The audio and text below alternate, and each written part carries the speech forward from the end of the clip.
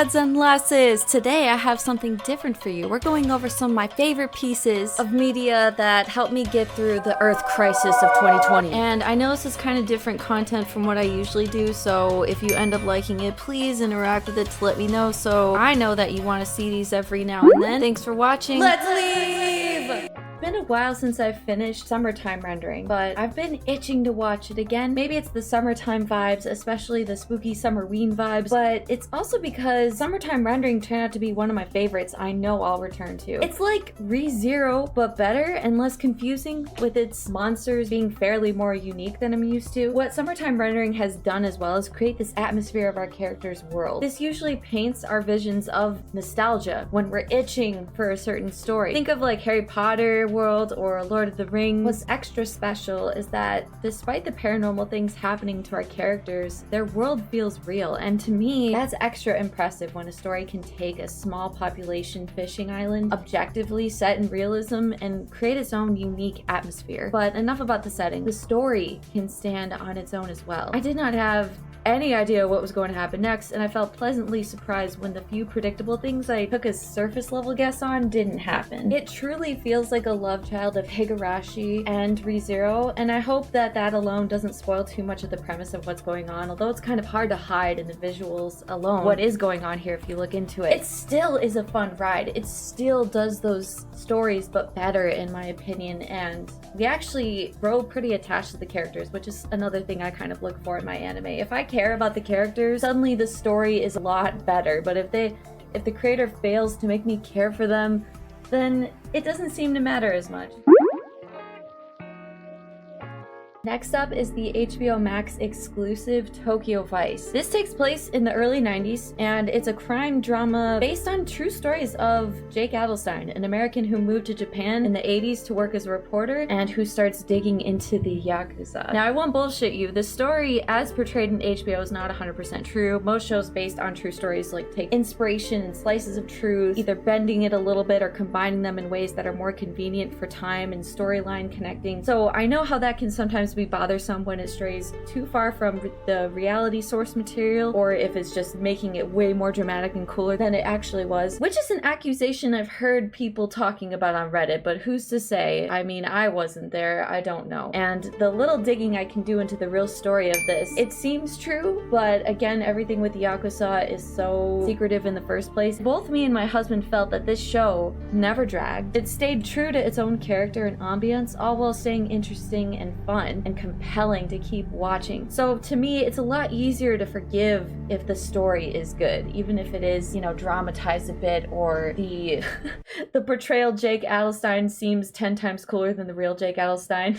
Look, that's no diss on the guy. I was just really disappointed to hear that real life Jake Adelstein didn't want to go look into the Yakuza. That wasn't why. That wasn't really his initial intrigue of moving to Japan. People ask me, why are you so interested in the Yakuza? I said, I wasn't interested in them. I was assigned to cover the Yakuza. But that was the impression that this show gives you. This Jake Adelstein does want to move to Japan, expose the Yakuza, and my god, like currently season 2 is fully out, and I gotta say the whole way through, it was a great show. Even though like there was a little bit of a time gap between season 1 and 2, we didn't rewatch season 1 before we watched season 2. We slipped right back into that world effortlessly, and that alone like just tells me that they did such a good job with the immersion and the 90s setting, and just everything was so, I love it. If it does well, then they're gonna look into making a season 3, so that's pretty exciting. This did come out in 2020. I have rewatched it a few times. It's honestly so interesting to me that I just have to mention it here. This is based on the real-life psychiatrist. This is based on the real-life psychiatrist, Dr. Dorothy Lewis, who worked with murderers and even serial killers at times, and she's been suggesting for decades now that a lot of these killers have something in common that you wouldn't expect, and that by all appearances, the psychiatry realm scoffs at her for believing. She believes a lot of them display strong characteristics of DID, dissociative identity disorder, formerly known as multiple personality syndrome or disorder, whatever. To me, it's very thought-provoking and intriguing, especially because in the documentary it shows a lot of these video interviews with her and the killer to support her theory, but it also kind of makes sense to me on the psychology level. Now, I only know a little bit about psychology, but I I am an enthusiast of it. But to me, it's just so interesting to learn how the brain works. I try to keep like as much scientific fact base in the psychology realm as I can, while recognizing that I'm by no means an expert. But I have to say, as far as this claim that most killers have DID, I wouldn't find that completely unbelievable. The brain disassociates all the time. Whether it's on your 154th drive home for the year and you arrive home without remembering much of the drive. This has only happened to me personally a couple times. I'm a pretty paranoid and aware driver. Or something more traumatizing happens to you and you just kind of find yourself reaching for your nearest coping mechanism without realizing it. I know I stress eat at times and even scratch my scalp when I'm stressed. I've always done it, I don't know. I wouldn't be surprised if most killers do develop DID after some of these traumatizing things they all seem to go through in their childhood. And I do think that doesn't have grounds to claim insanity or anything that absolves their part in the crime that they committed, but at the same time, it can be viewed as a different way to treat the person. This is a huge misconception Dr. Dorothy gets all the time, is some kind of like sympathy for the killer or that she wants to excuse them from prison, but she's not saying that at all. There's a clip of her saying, lock them up by all means, throw away the key, but death sentence isn't right for them. What do you think about this theory? Have you seen the documentary yet, or are you going to now? Let me know what your thoughts are on this one, because like I said, I've been obsessed with it. I've actually kept it in mind while watching other true crime videos to see if I can notice any signs of DID in the killer. It's just a very interesting thing to keep in mind when you're analyzing these people from home as an unexpert. I mean, it's literally just something I do for funsies and doesn't amount up to anything at all. And I could be totally buying into this because, like I said, a lot of real psychiatrists think that these people are just playing it up for the cameras, right? So that they don't have to go to jail. And that's a very real thing that psychology unfortunately can't prove that they're not doing right now. So who knows? Let me know what you think on this one. Very interesting topic there.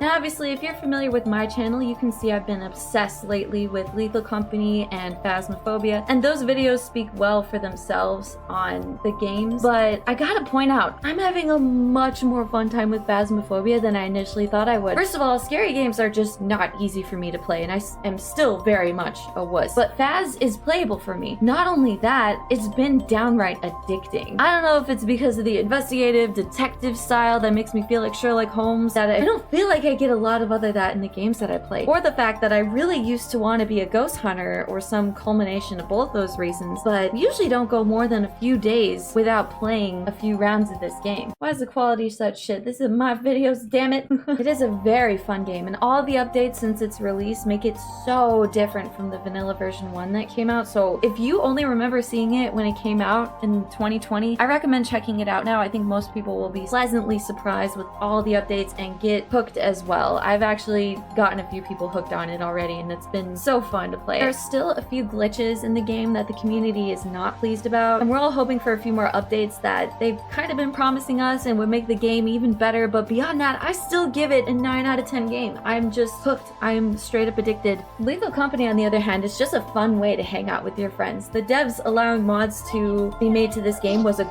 great choice because it's a great way to keep the game fresh and funny. My friends and I spend way too much time emoting and all of that. Had to. I love it makes this so much funnier. You're like not even twerking, like your front end is forward, your butt isn't even moving, it's just your legs that are like going up and down, like let's do this, let's fucking go. Everything but your ass is moving. Everything but my ass. But it's just an all-out good time. Expect to die a lot because it's partly a game of luck, which makes the game even more chaotic and fun. And don't forget to uphold the company at all times, or you will be sorry. Nathan Fielder's last project, The Curse, came out late 2023 and finished airing in January of 2024, but I still can't get it off of my mind. To give you an idea of what The Curse is without spoiling it, it has been aptly generalized as a cringe horror show. If you're familiar with the works of Nathan Fielder, he works in a lot of realism, usually doing reality shows like Nathan For You, where he helps real business owners drum up more business with his larger-than-life spectacle ideas. So what I'm suggesting is a complete rebranding of you as the ghost divorced realtor. Elsie was thrilled with her new image, but to fully rebrand. Then there was the rehearsal a couple years ago where Nathan supposedly worked with real people who wanted to rehearse for important life events that they were anticipating, nervous about, or daydreaming of. Much as I love Fielder's works in realism, I was cautious about The Curse. The Curse is his first fully scripted drama series, not based in any reality, except that it is kind of a parody of an HGTV reality show. And yet it still does an amazing job of carrying that real feeling. The way it's shot from the awkward angles that are considered faux pas in cinematography, the long pauses or off-the-cuff moments that come out of nowhere, and the way the characters react and interact with each other, it's just truly unlike anything I've ever seen. And the way it makes me feel as well. You really feel like you're watching these characters from a distance and they're not getting what's happening going on right in front of them, and it's just so awkward. I'm not a fan of spoilers, and you might have heard about the series finale and how that went down. Don't look it up. If you're like me and you love to be immersed with escapism, then I'm telling you now, do not look it up. If you're like my sister and you like to spoil yourself to see if it will catch your intrigue, go for it. But there was nothing more fun seeing this come out episode to episode and genuinely see everyone's reactions to the last episode after all we had gone through in the first 9 was so wild. It's like, so to me, when someone just wants to look at the finale of this, it's like when a Gen Z claims JoJo's Bizarre Adventure isn't good because they've speed run through the series only watching Viva Reverie videos on it. No offense to them, but that is why cliff noting an entire franchise just might sour your taste buds on it. Who would have thought? 7 years. I'm dying now. It's Dio, and I'm gonna prove it. Goodbye. And I'm not dissing anyone who doesn't like the ending of The Curse either. In fact, I loved hearing all the different reactions to it, and ultimately, isn't that what Nathan Fielder wants us to do? That's what all this effort was for him. So he could sit back and analyze all of our reactions to this wild effing show. I'd put my dollar on it. The Curse scooted up to my top 5 all-time favorite shows, and I'm dying to discuss it with people, so if anyone wants to see a video more in depth on this series, please let me know in the comments. I have so much to say about the show, and researching what other people think it means was such a fun rabbit hole to go down. I also decided that part of my favorite picks, I would include at least one YouTube channel. This isn't just because I got John to say my username on his stream the other day. MadLass XO, I think ego death is sometimes the fucking biggest thing that can happen to you. Did he say MadLass? Not gonna lie, now I wish that was my username.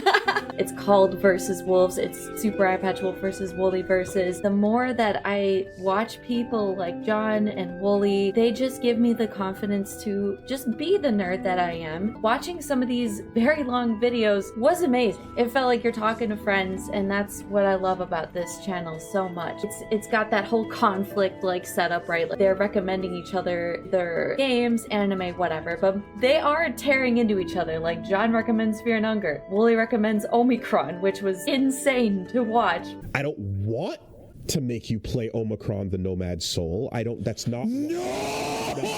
This is Omicron, chat. No, this is a normal room.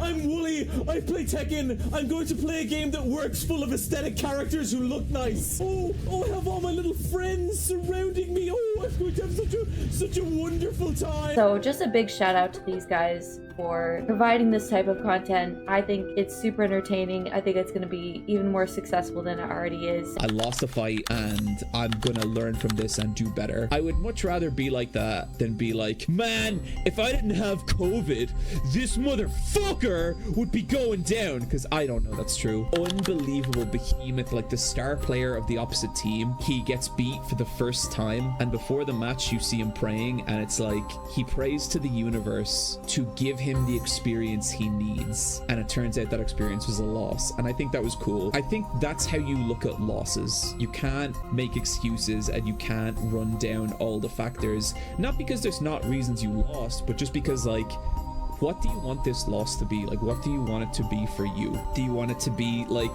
this unfair thing that happened to you, or do you just want to fucking take it and roll on. Then John talked about how a former art tutor of his kind of ripped him to shreds and how he was also grateful for that experience. I also thought it was cool that he pointed out that the art teacher like congratulated him for taking it on the chin and wanting to improve, and how ultimately it all led him to this point where he's very successful in life. So it's a cool story. Ego death is super heavy.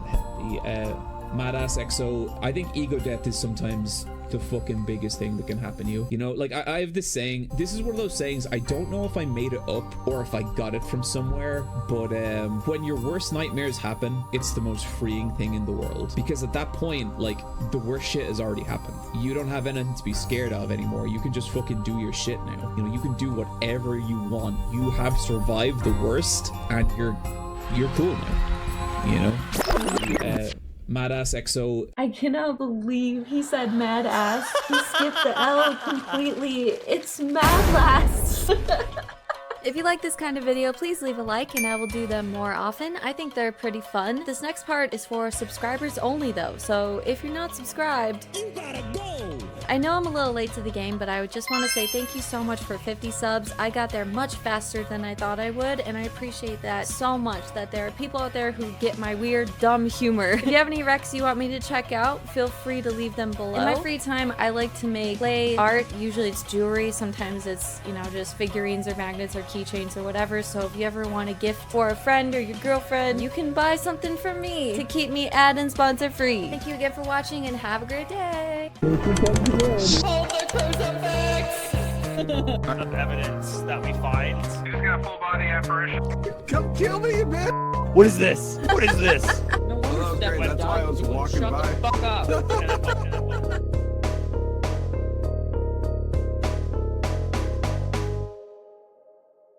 I'm really trying to come to terms with the fact that the next time I make one of these videos, I'm gonna get on here and be like, have y'all heard of Windbreaker?